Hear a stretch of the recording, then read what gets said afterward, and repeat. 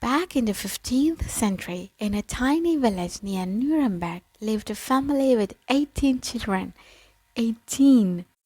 In order merely to keep food on the table for this mob, the father and head of the household, a goldsmith by profession, worked almost 18 hours a day at his trade and any other paying job he could find in the neighborhood.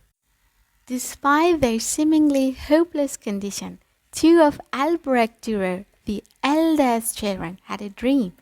They both wanted to pursue their talent for art, but they knew full well that their father would never be financially able to send either of them to Nuremberg to study at the academy.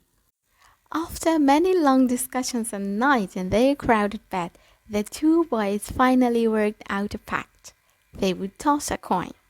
The loser would go down into the nearby mines and with his earnings support his brother while he attended the academy.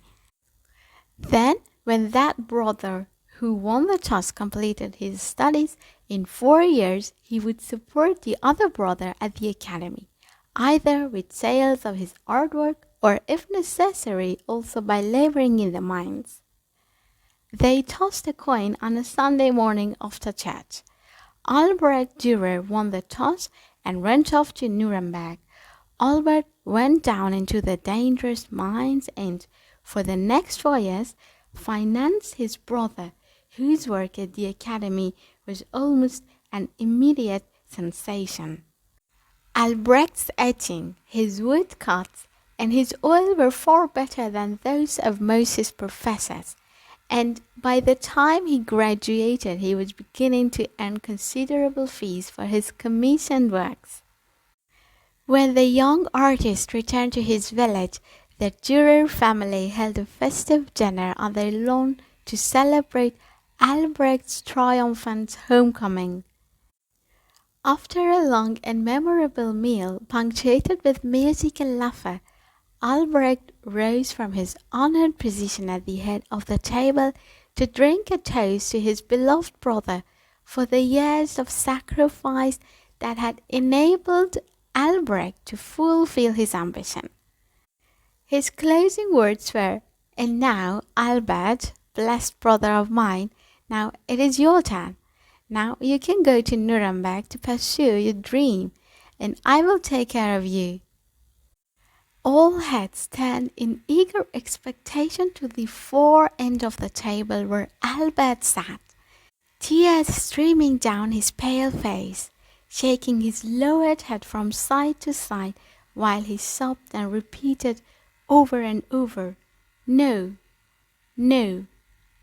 Finally, Albert rose and wiped the tears from his cheeks. He glanced down the long table at the faces he loved, and then, holding his hands close to his right cheek, he said softly, "No, brother. I cannot go to Nuremberg. It is too late for me. Look what 4 years in the mines have done to my hands.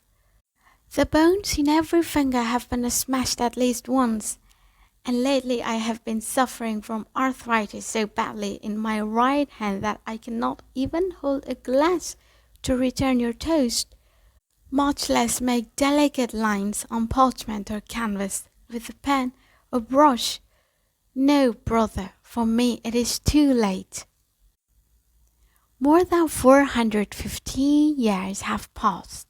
By now, Albrecht Dürer's hundreds of masterful portraits, pen and silver point sketches, watercolors, charcoals, woodcuts, and copper engraving hang in every great museum in the world.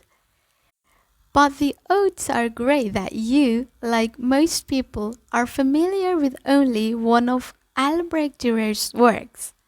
More than merely being familiar with it, you very well may have a reproduction hanging in your home or office.